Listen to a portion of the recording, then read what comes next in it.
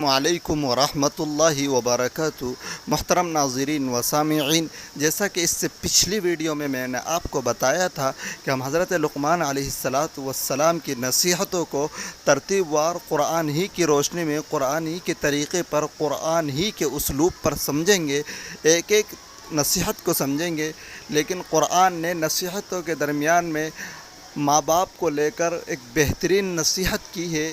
حضرت لقمان کی نصیحتوں سے ہٹ کے آج اس ویڈیو میں اس نصیحت کو سمجھیں گے۔ میں پہلے آیت پڑھوں گا، پھر اس کا ترجمہ کروں گا، پھر اس آیت سے ہمیں کیا سبق ملتا ہے تفصیل سے بتانے کی کوشش کروں گا، اس لیے ویڈیو کو آخر تک ضرور دیکھیے، اور اگر چینل پر نئے ہیں تو چینل کو ضرور سبسکرائب کر لیجئے۔ جی ہاں دوستو، میں شروع کرتا ہوں ویڈیو۔ اعوذ باللہ من الشیطان الرجیم، بسم اللہ الرحمن الرحیم۔ وَوَصَّيْنَا الْإِنسَانَ بِوَالِدَيْهِ حُسْنًا وَإِن جَاهَدَاكَ لِتُشْرِكَ بِي مَا لَيْسَ لَكَ بِهِ عِلْمٌ فَلَا تُطِعْهُمَا إِلَيَّ مَرْجِعُكُمْ فَأُنَبِّئُكُمْ بِمَا كُنتُمْ تَعْمَلُونَ۔ ترجمہ: اور ہم نے آدمی کو تاکید کی اپنے ماں باپ کے ساتھ بھلائی کی، اور اگر وہ تجھ کو کوشش کریں کہ تو میرا شریک ٹھہرائے جس کا تجھے علم نہیں، تو ان کا کہنا نہ مان، میری ہی طرف تمہارا لوٹنا ہے، تو میں بتاؤں گا جو تم کیا کر۔ اس آیت کا شان نزول یہ ہے کہ یہ آیت اور سورہ لقمان کی ایک اور آیت اور سورہ احقاف کی آیت نمبر 15 حضرت سعد بن ابی وقاص رضی اللہ تعالیٰ عنہ کے حق میں، اور دوسری روایت کے مطابق حضرت سعد بن مالک زہری رضی اللہ تعالیٰ عنہ کے حق میں نازل ہوئیں۔ حضرت سعد بن ابی وقاص رضی اللہ تعالیٰ عنہ کی ماں حمنہ بنت ابی سفیان بن امیہ بن عبد شمس تھیں، اور آپ رضی اللہ تعالیٰ عنہ سابقین اولین صحابہ کرام رضوان اللہ تعالیٰ علیہم اجمعین میں سے تھے، اور اپنے والد کے ساتھ اچھا سلوک کرتے تھے۔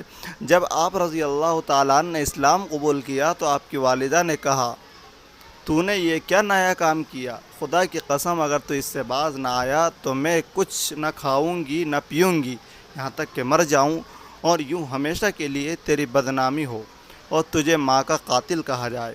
پھر اس بڑھیا نے فاقہ کیا اور ایک دن رات نہ کھایا نہ پیا اور نہ سائے میں بیٹھی، اس سے کمزور ہو گئی۔ پھر ایک رات دن اور اسی طرح رہی۔ تب حضرت سعد رضی اللہ تعالیٰ عنہ اس کے پاس آئے اور آپ نے اس سے فرمایا کہ اے ماں، اگر تیری 100 جانیں ہوں اور ایک ایک کر کے سب ہی نکل جائیں تو بھی میں اپنا دین چھوڑنے والا نہیں، تو چاہے کھا چاہے مت کھا۔ جب حضرت سعد رضی اللہ تعالیٰ عنہ کی طرف سے مایوس ہو گئی تو یہ اپنا دین چھوڑنے والے نہیں، تو کھانے پینے لگی۔ اس پر اللہ تعالیٰ نے یہ آیت نازل فرمائی اور حکم دیا کہ والدین کے ساتھ نیک سلوک کیا جائے، اور اگر وہ کفر شرک کا حکم دیں تو ان کی بات نہ مانی جائے۔ اب سوال یہ ہے کہ اگر کسی کے والدین کافر ہوں تو ان کے ساتھ حسن سلوک کرنا چاہیے یا نہیں کرنا چاہیے؟ تو اس سے معلوم ہوا ہے جو اوپر آیت گزری ہے کہ بندے کو ماں باپ کا مادری پدری حق ضرور ادا کرنا چاہیے، اگرچہ وہ کافر ہوں۔ اسی مناسبت سے یہاں کافر والدین کے حقوق سے متعلق کچھ شرعی مسائل ہیں۔ انشاءاللہ اگر آپ کمنٹ باکس میں اس بات کی وضاحت کریں گے تو میں اگلی ویڈیو میں شرعی مسائل کو ذکر کروں گا اور اس بات کو تفصیل سے سمجھا دوں گا کہ اگر کافر والدین ہیں تو شریعت ان والدین کے ساتھ ہمیں کیا سلوک کرنے کو کہتی ہے اور کہاں تک ان کی بات ماننے کی ہمیں اجازت دیتی ہے۔ ساری بات اگلی ویڈیو میں اگر کمنٹ دوارا سوال کیا جائے گا تو میں آپ کو بتانے کی کوشش کروں گا۔ آج کی ویڈیو میں اتنا ہی ہے، بس ہمیں اس آیت سے یہ سبق ضرور ملا ہے کہ والدین بظاہر ہمارے دنیا میں آنے کا سبب بنے ہیں، اور انسان کے اوپر والدین کے بہت احسانات ہوتے ہیں۔ تو والدین چاہے کتنے ہی سخت کیوں نہ ہو، لیکن بیٹے کو ان کے سامنے ہمیشہ اپنی فرما اور اطاعت و فرما برداری کے بازو بچھانا چاہیے، ان کی بات ماننا چاہیے، ان کی بات سمجھ میں آئے یا نہ آئے، لیکن ان کی بات کو ہمیشہ مثبت انداز میں لینا چاہیے، نفی انداز میں نہیں لینا چاہیے۔ اللہ رب العزت ہم سب کو والدین کی عزت عطا کرنے والا بنائے، ہم سب کے والدین کے سائے کو ہم پر تادیر عافیت کے ساتھ قائم فرمائے، اور اگر کسی کے والدین نہیں ہیں تو اللہ رب العزت ہم دعا کرتے ہیں کہ ان کو جنت الفردوس میں اعلیٰ مقام نصیب فرمائے۔ السلام علیکم ورحمۃ اللہ وبرکاتہ۔